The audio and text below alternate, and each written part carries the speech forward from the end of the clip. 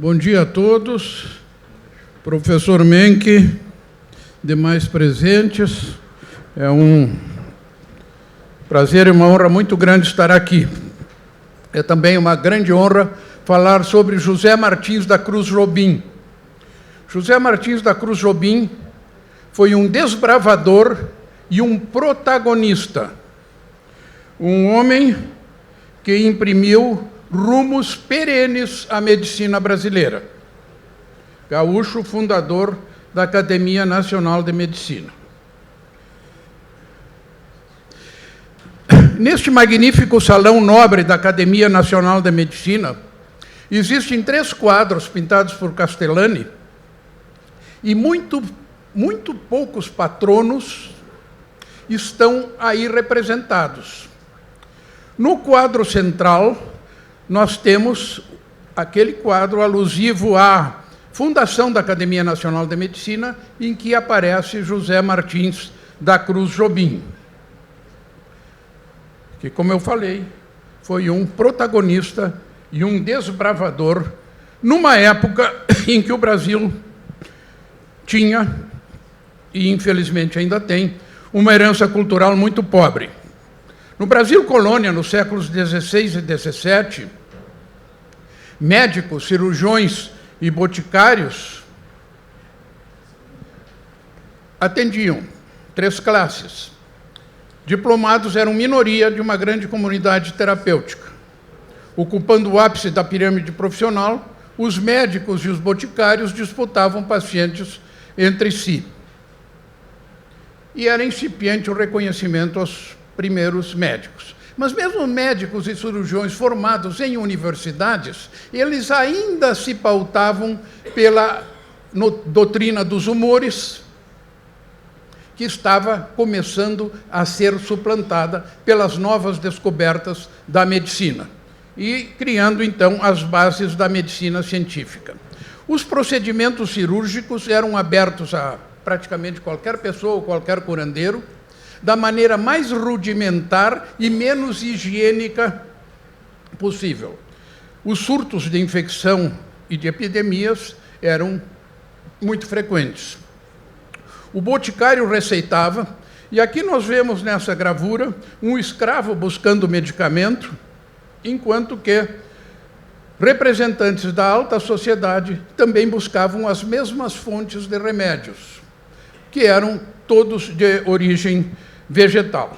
Entretanto, muitas dessas drogas já existiam desde a antiguidade e figuram na farmacopeia europeia do século XX, como aqui relacionado: ópio, codeína, álcool, cânhamo, atropina, salicilato, cloroquina, quinina, lobélia, cânfora, cafeína, cocaína, jalapa, agar, sabugueiro, aspide, pipeca, guaco e digital. Alguns com nomes modificados, mas ainda figuram na farmacopeia. As condições de higiene eram extremamente precárias. As ruas não eram calçadas, águas servidas corriam pela rua, excrementos animais ali eram depositados, restos de comida. Então, é um cenário propício para grandes perturbações da saúde pública. Nós vemos aqui nessa imagem escravos empacotando lixo para depois serem despejados em terrenos o mais próximo possível. Mesmo as classes dominantes não tinham nenhum cuidado com a higiene ou com as manifestações despudoradas de agressão aos bons modos. O ritual da morte era um ritual consagrado até a extrema-unção, em que o moribundo permanecia na cama se despedindo dos familiares e transmitindo conselhos até a hora final, mas muitas vezes em situações de doenças infecciosas que acabavam infectando os próprios circunstantes e parentes. Os enterros eram feitos nas igrejas, e aqui nós vemos o túmulo de Antônio Francisco Lisboa, o Aleijadinho, numa igreja, às vezes mal fechados, o que permitia a exalação de maus odores e até contaminação do ambiente. Então, era mais ou menos esse cenário, em 1800, no início do século XIX, que dominava a medicina brasileira. Barbeiros e sangradores ocupavam as ruas e aplicavam ventosas e sangrias em praças públicas. Tanto que a justificativa para abrir uma faculdade de medicina no Brasil foi o seguinte: para coibir o tratamento das gentes pelo curativo das pessoas, inábeis para sangrar e medicar. Esta foi uma das justificativas para abrir uma faculdade de medicina no Brasil. O que foi aconselhado pelo Dr. José Correia Picanso, que era médico da corte portuguesa, professor de anatomia em Coimbra, primeiro cirurgião da Real Câmara, enfim, uma série de títulos muito importantes que tinha o Dr. Picanso, e aconselhou Dom João VI a abrir uma faculdade de medicina no Brasil. Ele era goiano, né, foi o primeiro barão de Goiânia e fundador do ensino médico no Brasil. Então, por decreto real de Dom João VI, em 1808, foi fundada a Faculdade de Medicina da Bahia, depois do Rio de Janeiro, que foram as duas, até 1898, quando surgiu a Faculdade de Medicina de Porto Alegre, a primeira fundada por médicos. Essas duas foram por decreto real. Bom, então as primeiras faculdades Bahia e Rio de Janeiro nasceram por decreto real, não por aperfeiçoamento histórico, já surgiram com deficiências crônicas, mal organizadas, mal hierarquizadas, ostentando desfiles de vaidades. A melhor formação na época provinha da França, onde Jobim foi estudar. E a Faculdade de Medicina do Rio de Janeiro, para verem como as coisas aqui não têm continuidade histórica e a tradição é desprezada, mudou não sei quantas vezes. Estão todos os nomes aí especificados que eu não vou ler. A Santa Casa de Misericórdia do Rio de Janeiro era o local preferencial para a formação de novos médicos e cirurgiões. Mas as condições eram absolutamente precárias, doentes amontoados em camas imundas, todos na mesma sala, com diversas moléstias, doentes mentais também misturados. Aqui nós vemos um pátio ocupado por mulheres doentes mentais e um outro acorrentado numa cama. Então, esse era mais ou menos o cenário da medicina do Brasil naquele tempo. Entretanto, na França, em 1820, já vários avanços anteriores tinham ocorrido que firmaram as bases científicas da medicina atual. Primeiro deles, a descoberta da circulação do sangue por Harvey em 1628. Foi a maior descoberta médica do milênio passado. Mudou todos os paradigmas. Há o estabelecimento por Sydenham do conceito de enfermidade e história natural das doenças, abalando grandemente a teoria dos humores. As doenças tinham sede, tinham evolução e tinham especificidade. Morgani criando a anatomia patológica, dizendo que as doenças começavam em órgãos e não eram manifestações de alteração dos humores. O grande Lavoisier, estabelecendo as bases químicas da respiração e da própria vida, terminou com a teoria dos 4 elementos e iniciou a ciência moderna. Corvisart, na França, médico de Napoleão, enfatizando o ensino clínico e o desenvolvimento da percussão torácica, que foi um grande avanço para diagnóstico de doenças pulmonares e cardíacas. Xavier Sigaud, que macroscopicamente identificou 21 tipos de tecidos diferentes no corpo humano e disse que a doença começava em órgãos, mas dentro dos órgãos, nos tecidos, abalando, mais uma vez, a teoria dos humores. Então, começava-se a construir a medicina moderna. E o Laennec presenteando os clínicos com seu estetoscópio, que é um instrumento símbolo da medicina até hoje. Jobim nasceu em 1802 em Rio Pardo, no Rio Grande do Sul. Começou a medicina em Montpellier e depois em Paris. Formou-se em 1828. A tese de doutoramento dele foi sobre vacina, que era malária. Muito influenciado ainda pelas ideias de gênero, que tinha recém-estabelecido a vacina antimalárica.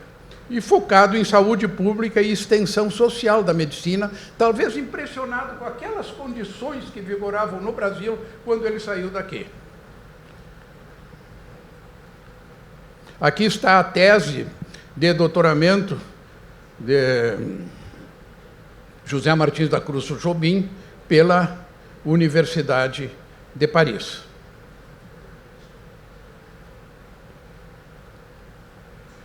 Retornou ao Brasil em março de 1829 e, nesse mesmo ano, fundava a Sociedade de Medicina do Rio de Janeiro, junto com José Cândido Soares de Meirelles, que era um médico militar, e o Vicente de Simone, que era um italiano naturalizado brasileiro.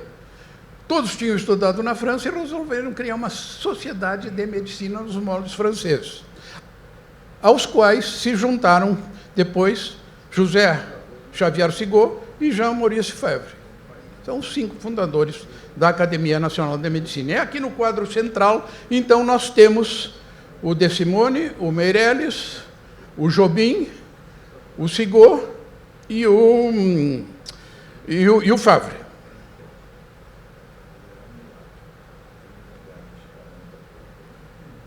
Bom, a primeira reunião pública da academia foi em 1830, porque ela precisava ser registrada pelo governo. E o discurso inaugural na sessão pública foi José Martins da Cruz Jobim. Ele logo se mostrou o cérebro da academia, Sociedade de Medicina do Rio de Janeiro. E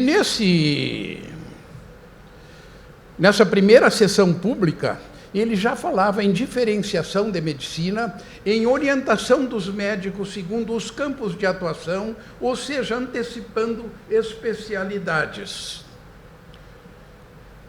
Clamava por respeito ao Código de Ética Médica, pelo Thomas Percival da Inglaterra, que fez o primeiro Código de Ética Médica, respeito entre médicos e cirurgiões, invocando aqueles princípios, e sugeria medidas saneadoras, pioneiras para a época. Queima de lixo, proibição de enterro nas igrejas, limpeza das ruas, todas atitudes voltadas para a saúde pública. E outra ideia pioneira, separação de alienados e tuberculosos dos outros doentes. Alienados para cá, tuberculosos para cá e os outros doentes para lá. Antes de conhecer-se o contágio da tuberculose, mas já foi uma intuição dele, desse homem extraordinário. Porque nessa época era conhecido a anatomopatologia, era conhecido o quadro clínico, até o diagnóstico era feito, mas não se sabia o agente etiológico, não sabia nada, só foi em 1882 com Koch que foi identificado. Então, alvitrou a separação de tuberculose dos outros doentes. Higiene nas prisões, que ele considerava uma infame regressão civilizacional à condição dos presos, e uma doutrina nosográfica da conotação nacional. Essa foi uma grande contribuição de Jobim, doutrina nosográfica de conotação nacional, procurando identificar a epidemiologia das doenças. Nós vamos ver um pouquinho mais depois disso. Em 1831, a Sociedade de Medicina do Rio de Janeiro publicou a primeira publicação médica no Brasil, Seminário de Saúde Pública. O editor era o Sigaud, que foi até 1833, e que serviu como originário dos anais da Academia Nacional de Medicina, que são publicados até hoje, e que contam toda a história da medicina no Brasil no século XIX. E também no século XX, mas com relação ao século XIX, são documentos únicos. surgiu uma disputa de quem poderia expedir diplomas médicos. Porque, na época, os diplomas médicos eram expedidos pela Câmara Municipal, pelo Protomedicato e pela Escola Médico-Cirúrgica. A academia, a Sociedade de Medicina foi convocada para estudar essa questão e oferecer uma proposição. Quem foi o redator? Jobim. E nessa redação, muito bem argumentada, ele recomenda que os diplomas médicos só sejam expedidos pela Escola Médico-Cirúrgica, e não mais pelo Protomedicato, nem pela Câmara Municipal. Isso foi aprovado pelo governo, e desde então passou assim. Então, é o primeiro documento de legalização da medicina no Brasil. 6 anos para a medicina, 3 anos para farmacêuticos e a expedição dos diplomas por um órgão controlado pelos médicos.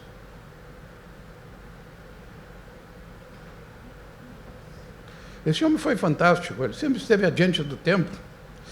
A primeira reunião da Academia Nacional de Medicina foi na sala do consistório da Igreja do Carmo.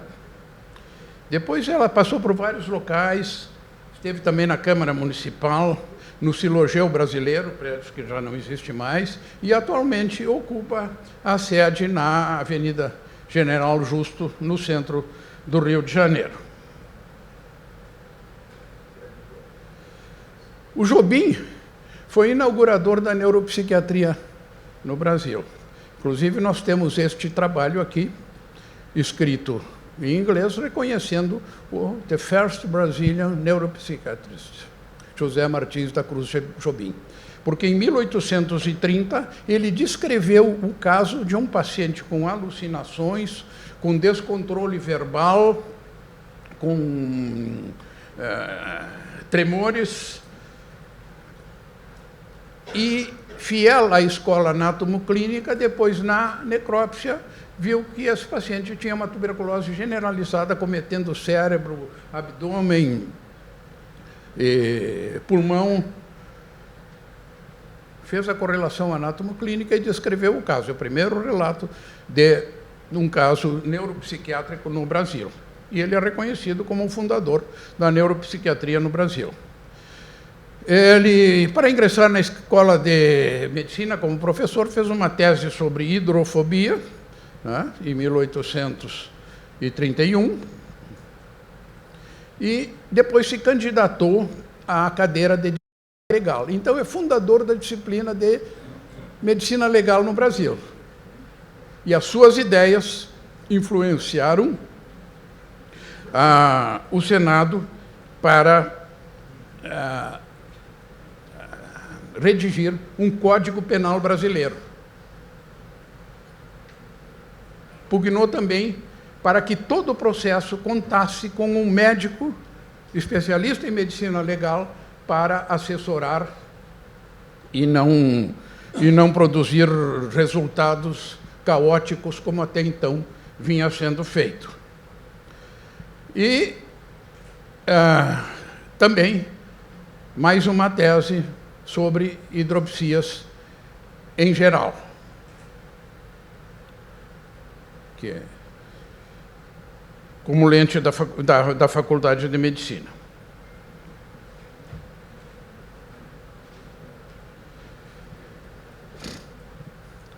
Nesse rodízio que faziam, o primeiro presidente da academia foi o Meirelles.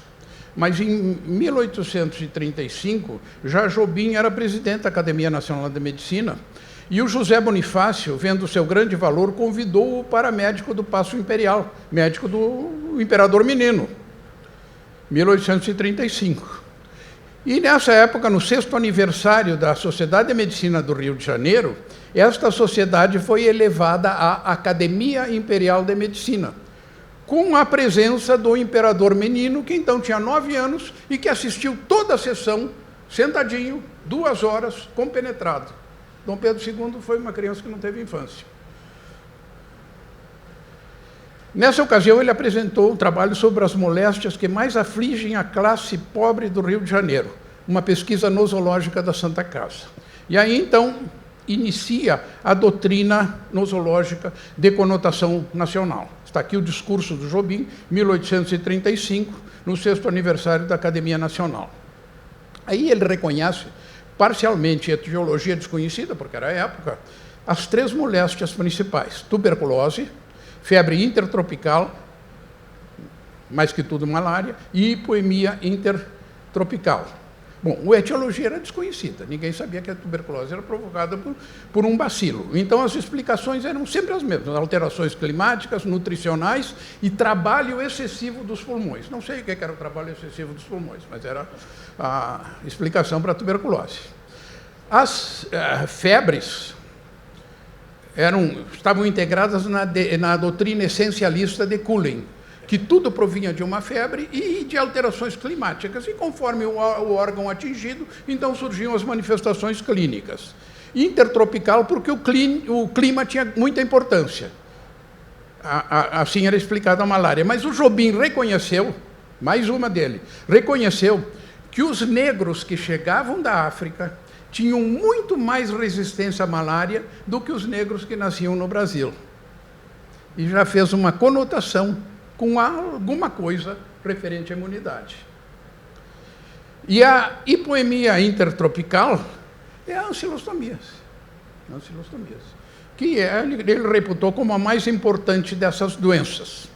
Ele reputou a ancilostomíase como a mais importante dessas doenças, chegando a ser chamada de doença de Creutzfeldt-Jakob. O quadro clínico, o diagnóstico, e até avançou na terapêutica, oferecendo aos pacientes água com pregos enferrujados dentro. Tratamento com ferro.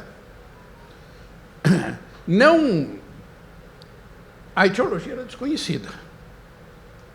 E somente em 1843, Dubini, em Milão, identificou um ancilóstomo num desses pacientes. Mas, fiel à doutrina essencialista da época, o ancilóstomo não era a causa da doença, era o culpado. Ele surgiu ali por causa das alterações provocadas. Somente em 1866, Otto Wucherer, na Bahia, provou inequivocamente que a ancilostomíase se devia ao ancilóstomo duodenale, através de uma série de necrópsias identificando esse agente etiológico.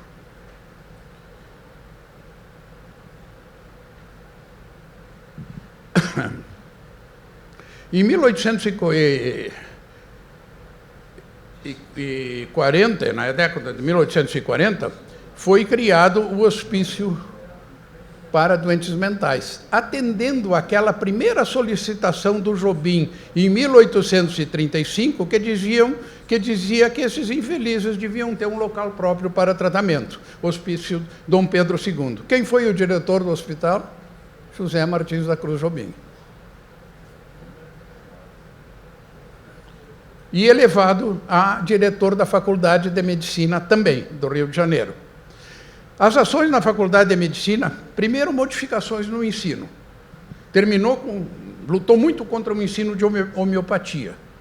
E criou modificações no ensino, atendendo às novas teorias da medicina, baseadas no método científico. Nos atos de formatura, ele costumava comparecer, e sempre com o discurso aos formandos, dava lições éticas e de como se conduzir na vida profissional. Esses atos eram frequentados pelo imperador e pela imperatriz, que presidiam a cerimônia durante todo o tempo. E o Jobim, então, passava esses conselhos aos novos formandos. Naturalmente, na direção da faculdade, enfrentou muita burocracia, muitas dificuldades, criou desafetos, evidentemente, sempre que alguém pretende melhorar alguma coisa, cria desafetos, e lutou pela implantação de estatutos para a Faculdade de Medicina, porque não existia. Essa luta durou 20 anos. Ele levou 20 anos para conseguir aprovar os estatutos. Mas, como tudo no Brasil é mais ou menos, ele aprovou o estatuto e perdeu a possibilidade de eleger o diretor, que aí o diretor passou a ser nomeado pela Corte Imperial. eterna política. Num surto de febre amarela do ano de 1850, ele se colocou, numa época que ainda não se conhecia a transmissão das doenças, ele se colocou entre os contagionistas contra os infeccionistas. Estes diziam que a doença surgia pelos maus ares, pelo miasma, o famoso miasma, maus ares, até malária, mau ar, né? E Jobim se colocou junto aos contagionistas, dizendo que alguma coisa devia transmitir aquela doença. Era um embrião da teoria microbiana. Nessas formaturas da medicina, ele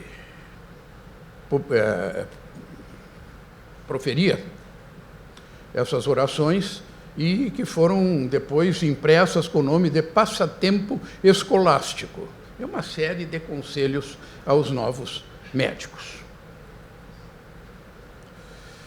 Aqui nós vemos o Palácio Universitário da Universidade Federal do Rio de Janeiro, que era aquele antigo prédio do Hospício Dom Pedro II. Uma imagem da Faculdade de Medicina de 1889, Jobim já tinha morrido nessa época, e uma mensagem que ele deixou perene e que mostra que o nosso país não mudou muito, infelizmente. No nosso país, nada se escreve sobre as ciências porque não se tirariam lucros suficientes para as despesas de impressão. E os escritos são meios valiosos de firmar, nos países cultos, uma boa reputação científica. Entre nós não há também corporações científicas que façam sobressair o merecimento de cada um, o que possam ser consultadas pelo governo, visto não ser ele por si mesmo competente para um juízo exato.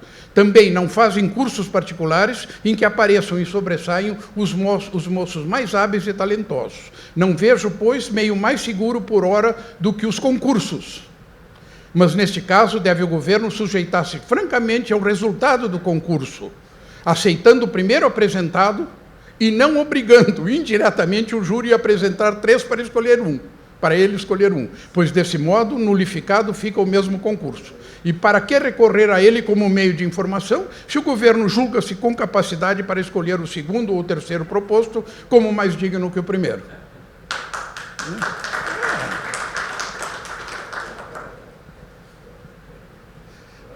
Aqui estão. O Jobim depois foi deputado em 2 legislaturas, senador vitalício do Império, e tem várias mensagens deixadas por ele. Quando presidente da academia e diretor da faculdade, surgiu o primeiro documento relativo à conduta médica no Brasil, que é o embrião dos códigos de deontologia médica que foram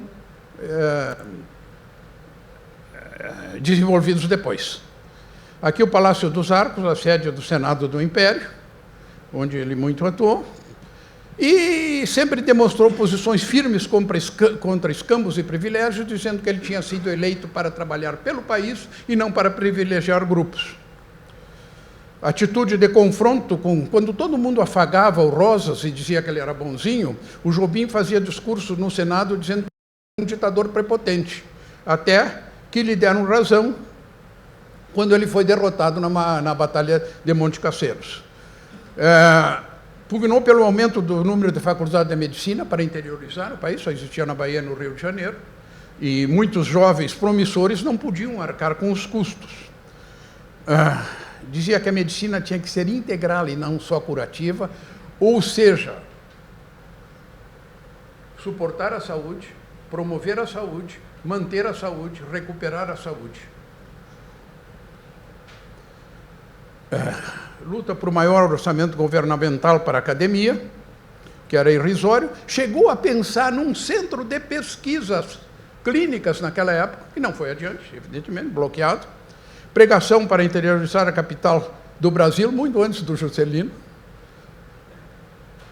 Cumprimento da Constituição do Império, dando autonomia às universidades, que foi parcial. Bom, o comportamento pessoal. Jobim era conservador, monarquista e objetivo. Na época, existia aquela libertação baseada nas ideias de Jean-Jacques Rousseau, em que todo mundo nasce bom, o bom selvagem, eu não sei o quê. Só que isso, como se sabe, descamba para o anarquismo. E o Jobim dizia assim, eles são selvagens, mas não bons. E os seus discursos eram secos, objetivos. Entrou em choque com o ficcionista Machado de Assis. E foi de ofensa em ofensa, tiveram brigas homéricas, foram inimigos durante toda a vida, né? O Jobim dizendo que o Machado de Assis era um indivíduo oportunista e coisas desse tipo. Recusou o título de nobreza do Império, o imperador quis torná-lo nobre, e ele disse que ele preferia ficar com o título de conselheiro do Império, recusou o título de nobreza. E uma coisa muito interessante, quando não dispunha de carruagens para ir ao Senado, ele pegava trens de terceira classe na estação Dom Pedro II para se deslocar até lá. Por que terceira classe? Porque ele tinha um defeito nos pés e as botas apertavam muito. Nos vagões de terceira classe ele podia tirar as botas e ficar com os pés descalços. Aí chegava no Senado e vestia as botas. Esse grande homem faleceu em 1878. Ele é patrono da cadeira 41 da Academia Nacional de Medicina, que foi ocupada pelo Dr. José Mendes Tavares, Joaquim Pereira da Mota, Reginaldo Fernandes de Oliveira, biógrafo de Jobim, Rubens Mário Garcia Maciel, o homem mais inteligente que eu conheci, e atualmente é ocupada por este que vos fala. Este livro, Conselheiro Jobim e o Espírito da Medicina do seu tempo, de Reginaldo Fernandes, retrata toda uma época e toda uma história muito bem documentada. E ressalta, Reginaldo Fernandes, que o Jobim, além de fundador da academia, além de fundador da neuropsiquiatria, da medicina legal, deputado e senador do Império, mais do que tudo, deixou a doutrina nosológica de conotação nacional, já precocemente criando registros profissionais, climáticos, ambientais, para localização de doenças e melhor tratamento da sua epidemiologia. Jobim, sem dúvida nenhuma, foi um precursor muito além do seu tempo e de sua época. Muito obrigado.